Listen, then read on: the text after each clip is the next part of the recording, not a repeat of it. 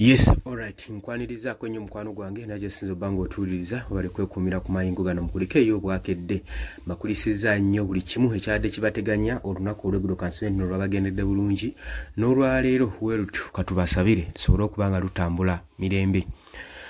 Ebigenda maaso mu ggwanga buli muntu tasaanidde kubanga abinyumuzibwa ndowooza buli omu agenda maaso n'okubiraba naddala mu aba following UG Update CV ebintu birungi si birungi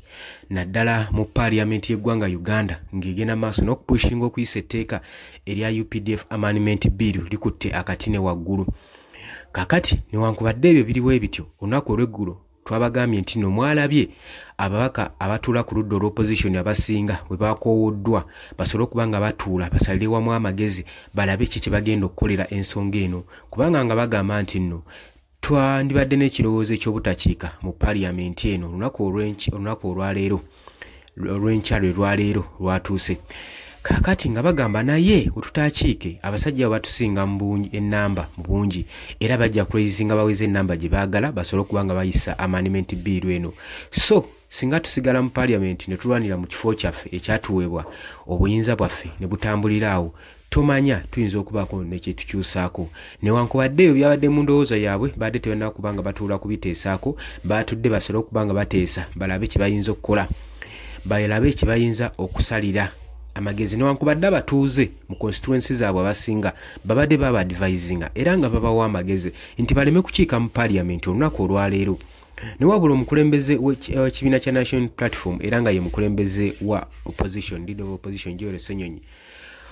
mu kukoowoola abantu bano mu kwogera nabo yatangaza ensonga eno n'abagamba nti nno newankubadde tunaba tetukiise bano abasajja we banaatuula bajja kulezinga ennamba gye baagala era etteeka lijja kubanga liyisibwa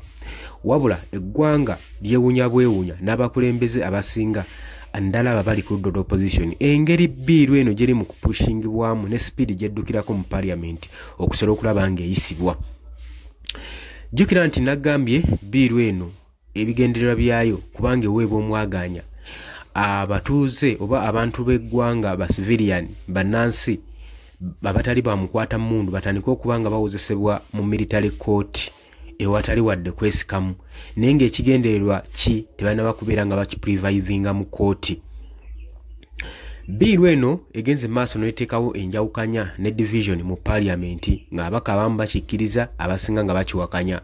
Abasinga okkikkiriza be batudde ku ruling party eya NRM be basinga okwagala etteeka lino liyisibwe wabula kye beerabidde nti n'etteeka gye bujjako ligenda kubanga lijja kuyisibwa naye ate nabo lijja kubanga libakwatiramu ebiseera ebisinga. Kakati Muhoozi Kainerugaba Chief of Defence Force y'omu ku gwe bayisiza etteeka lino era yasuubira okubanga yeggwanyiza entebe y'obukulembeze bwa kitaawe ya Mwami Yoweri Kaguta Museveni era ng'asuubira ye agenda kubanga asikira entebe eno wabula olunaku olw'eggulo kabinenti eno ng'etudde eri ku ludda olw'opposition ba opposition members ba honorable members nga batudde olunaku olw'eggulo nga bakoleddwamu honorable leader of opposition Joel Ssenyonyi. Muhoozi Kainerugaba yagenze n'apostinga post ku mukutu gwa Twitter ng'agamba nti nno abo batudde mu cabinet meeting mubamaakinge mubatunuulire enkaliriza mubatereke temubajjaako maaso mubamaakinge naye kye muba temwerabira kwe kubala n'engalo zaabwe n'enjala zaabwe. Lwaki Muhoozi Kainerugaba yandibadde ayogera ekintu nga kino nno okiraba ng'ekintu ekiri awo n'ekikolwa ekigenda mu maaso n'okubanga kikanga nga kitiisa kwebyo ebikola bya Muhoozi byateekateeka oba byalowooza okukolera kabinenti eno eyatudde kubanga balabanga ababalemesa. Singa biiro gye badde bayise badde tevalinga project Muhoozi yandibadde takiyingiramu nnyo era yandibadde tali concerned nnyo naye naye afaayo nnyo okulaba biiro eno eyisibwa okusobola okulaba ng'emu backinga emabega jukira ejja kuba backinga Muhoozi Kainerugaba kati okutiisa si ekyekikola kye yakoze post gye yakoze yakutiisa ababaka ba parliament abali ku ludda olw'opposition okutya nti singa olunaku olwaleero lunaakeera ne bagaana okusekendinga UPDF Amendment Bill Muhoozi Kainerugaba yakoze dda order babeere nga bamaakingiddwa nga n'engalo zaabwe zibaliddwa. Lwaki? Nti yandiyagala okubajjako engalo zaabwe oba okubaako kyabakola singa amendment bill eno eya UPDF enebeera teyisiddwa olunaku olwaleero era ng'asuubira bano abali ku ludda olw'opposition be bayinza okwagala okulemesa bill eno okubanga eyisibwa.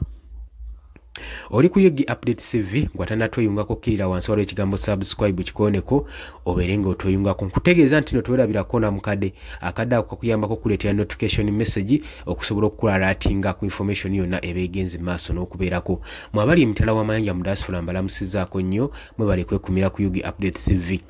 Kakati ebyo nga biriwo ebityo newankubadde Muhoozi Kayinungaba yapostinze jjukira ennaku zino baamwewala kwegamba bamwesuula muguluka ne post ze tebagenda maaso na ziriplyinga era befuula abataziraba tebakyazirabawo kubanga bakizuula nga post zino zigenda maaso n'omugulumiza n'omuwanika n'okuteekawo entiisa bannayuganda okubanga Muhoozi atiibwa ndi kyayinza okukola naye nga ye ate Muhoozi Kayinungaba Chief of Defence Force alowooza bw'ateekayo returning post ku mukulu gwe gwa Twitter agenda maaso n'okuwamba ensi egganga libeere nga limutya nga limumanyi asobole okubanga alifuga si weekiti bwe kiri. Kino kyongera kulaga bunkenke na kulaga lacking leadership nti lacking obukulembeze. Jukira wabeerawo wakati w'omukulembeze n'omufuzi. Kati Uganda saa zino ebadde obukulembeze obw'obufuzi bweri kati yeetaaga mukulembeze teyeetaaga mufuzi newankubadde batambulira ku masholo. Nagambye masholo wano embeerera nga buli system yonna efuga y'amagye eggwanga nga gye balitambulizaako eggwanga libeera ku high risk kubanga ebiseera ebisinga democracy abatatera kukola martial laws zitera okukola buli kintu kiba kya order. Martial laws batezikola ne constitution ebeera tekola. Gwetunuulira mirundi emeka constitution gyenyomeddwa yatandika dde okunyoomebwa okuva General Muhoozi Kayinungaba ebamuyingiza mu byobufuzi okubreakinga UPDF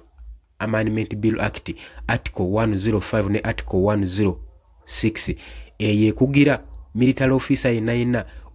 obutagetinga interacted na byabufuzi obutayingira byabufuzi unless nga amaze ku resigninga oba kwambula kyambalo kye nga office amaze gisuulawo. Naye okuva olwo ekigaagiro kye bakinyoomola amateeka gajja gatwalibwawo gatyo tegeeza amateeka constitution y'eggwanga Uganda yakwatibwa mudda tekyayinza ku protectinga ggwanga Uganda okujjako mmwe bannansi nga mmwe kati mmwe constitution mmwe abasobola okuvaayo ne mulwanirira eggwanga lyammwe ne mulwanirira rights zammwe ne mulwanirira eddembe lyammwe olyokubeera mu nsi nga musobola okuba nga musalawo nga abakulembeze tebabatwalira ku ntoli zaabwe. Oli ku Yugi Update TV kosinza obango tuwuliriza abula bill olwaleero lwegenda okubanga eddamu esomebwa ekolebweko second hearing mu parliament y'eggwanga gwe mukwano gwange mpuliriza. Oli ku Yugi Update TV nyongera okujjukiza gwagala otweyungako ekigambo subscribe weekiri kikoneko ojja kubanga otweyungako mbagaliza olunaku olulungi tujja kubanga tukomawo.